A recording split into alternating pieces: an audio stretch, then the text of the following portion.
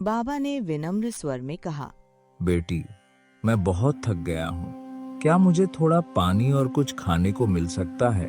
राजकुमारी ने घमंड से बाबा की ओर देखा और बोली, मेरे पास तुम्हारे जैसे भिखारियों के लिए समय नहीं है, जाओ यहाँ से।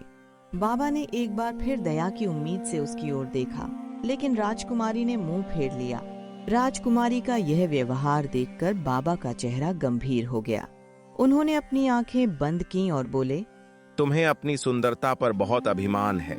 आज से तुम मनुष्य नहीं, बल्कि एक रहस्यमयी आत्मा बनकर जंगलों में भटकती रहोगी। नहीं नहीं बाबा, मुझे माफ कर दीजिए। इतना कहते ही तेज हवा चलने लगी। आकाश में काले बादल छा गए और देखते ही देखते राजकुमारी सबकी आंखों के सामने गायब हो गई। मोहन शाम को थका हारा जंगल से घर लौटता है। उसके कंधे पर कुल्हाड़ी है, लेकिन लकड़ियों का गट्ठर नहीं है। अरे मोहन, लकड़ियाँ कहाँ हैं? चाची, आज पूरे जंगल में ढूंढा, लेकिन एक भी सूखी लकड़ी नहीं मिली। झूठ मत बोल, दिन भर पता नहीं कहाँ आवारागर्दी करता रहता है। नहीं चाची, मैं सच कह रहा हूँ। सच? अब आज चूल्हा कैसे जलेगा? क्या मैं पत्थर पकाकर खाऊं? चाची की कड़वी बातें सुनकर मोहन का दिल टूट गया। बेचारा मोहन, उसकी चाची उस पर कितना जुल्म करती है। हाँ, दिन रात उससे काम करवाती है, फिर भी उसे डांटती रहती है। इतना सीधा लड़का मैंने आज तक नहीं देखा। भगवान सब देख रहा है, एक दिन उसकी किस्मत जरूर बदलेगी। गांव वाले मोहन की हालत देखकर दुखी होते थे, लेकिन उसकी चाची के डर से कोई खुलकर उसकी मदद नहीं कर पाता था। अगली सुबह सूरज की पहली किरण के साथ ही मोहन नींद से जाग गया। उसने अपनी कुल्हाड़ी उठाई और जंगल जाने लगा। सुन मोहन, आज अगर बिना लकड़ियों के घर वापस आया तो इस घर में कदम मत रखना। जी चाची, मैं पूरी कोशिश करूँगा। कोशिश नहीं, लकड़ियाँ चाहिए, खाली हाथ मत लौटना। मोहन उदास होकर नदी किनारे एक पत्थर पर बैठ जाता है। माँ, आप मुझे अकेला छोड़कर क्यों चली गईं? अगर आप होती तो मुझे कभी इतना दुख नहीं सहना पड़ता। काश आप आज भी मेरे साथ होती। अपनी माँ को याद करते करते मोहन की आंखों से आंसू बहने लगे। मोहन नदी किनारे बैठा होता है। तभी उसे पास की झाड़ियों से पंख फड़फड़ाने और दर्द भरी चहचहाहट की आवाज सुनाई देती है। अरे, ये कैसी आवाज है? वह आवाज की तरफ जाता है। झाड़ियों के बीच एक सुंदर पक्षी कांटों में फंसा हुआ तड़प रहा होता है। अरे, तुम तो कांटों में फंस गए हो। रुको, मैं अभी तुम्हें निकालता हूँ। मोहन सावधानी से कांटे हटाता है और पक्षी को आजाद कर देता है। धन्यवाद मोहन, तुमने मेरी जान बचा ली। अरे, तुम बोल कैसे रहे हो? घबराओ मत, मैं कोई साधारण पक्षी नहीं हूँ। यह कैसे हो सकता है? मैंने आज तक किसी पक्षी को बोलते नहीं देखा।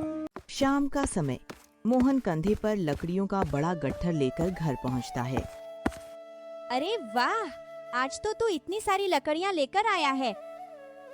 जी चाची, आज जंगल में सूखी लकड़ियाँ मिल गईं। अच्छा हुआ, आज चूल्हा भी जल जाएगा और लकड़ियाँ बेचकर कुछ पैसे भी मिल जाएंगे। मोहन को देखकर उसकी चाची पहली बार खुश दिखाई दी, लेकिन मोहन नहीं जानता था कि जंगल में हुई उसकी मुलाकात अब उसकी जिंदगी की दिशा बदलने वाली थी।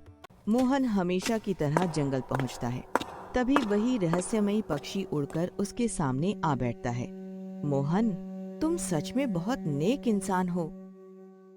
तुम फिर आ गई, क्या बात है? मुझे तुम्हारी मदद चाहिए। बताओ, मैं क्या कर सकता हूँ?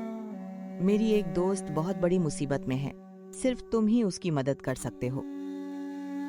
अगर किसी की जान बच सकती है तो मैं जरूर मदद करूंगा। मोहन बिना कुछ सोचे पक्षी के पीछे पीछे चल पड़ा। पक्षी उड़ते उड़ते मोहन को जंगल के बीच एक पुरानी रहस्यमयी गुफा के सामने ले आता है। तुम मुझे यहाँ क्यों लाई हो? मेरी दोस्त इसी गुफा के अंदर है, चलो मेरे साथ।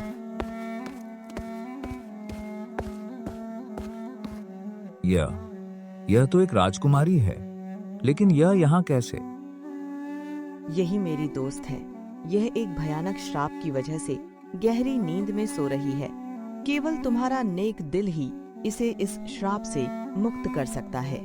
मोहन, आगे बढ़ो और राजकुमारी का हाथ छुओ। अगर इससे इनकी मदद होगी तो मैं जरूर करूंगा। मोहन धीरे से राजकुमारी का हाथ छूता है। अचानक गुफा में तेज सुनहरी रोशनी फैल जाती है। राजकुमारी धीरे धीरे आंखें खोलते हुए, मैं कहाँ हूँ? राजकुमारी, आपको होश आ गया। राजकुमारी और मोहन गुफा से बाहर आते हैं। चारों ओर उजाला फैल जाता है। राजकुमारी, मोहन, तुम्हारा बहुत बहुत धन्यवाद। अगर तुम मेरी मदद न करते तो मैं हमेशा के लिए इस श्राप में फंसी रहती। मैंने तो सिर्फ अपना फर्ज निभाया है। याद रखना, जीवन में अगर तुम्हें कभी भी किसी भी मदद की जरूरत पड़े तो बस मेरा नाम लेकर मुझे आवाज देना। मैं जहाँ भी रहूंगी तुम्हारी मदद के लिए जरूर आऊंगी। ठीक है राजकुमारी, मैं आपकी बात हमेशा याद रखूंगा। मोहन ने कभी नहीं सोचा था कि उसकी एक छोटी सी नेकी उसे एक राजकुमारी का जीवन भर का साथ और विश्वास दे जाएगी। अब उसकी जिंदगी में एक नया अध्याय शुरू होने वाला था।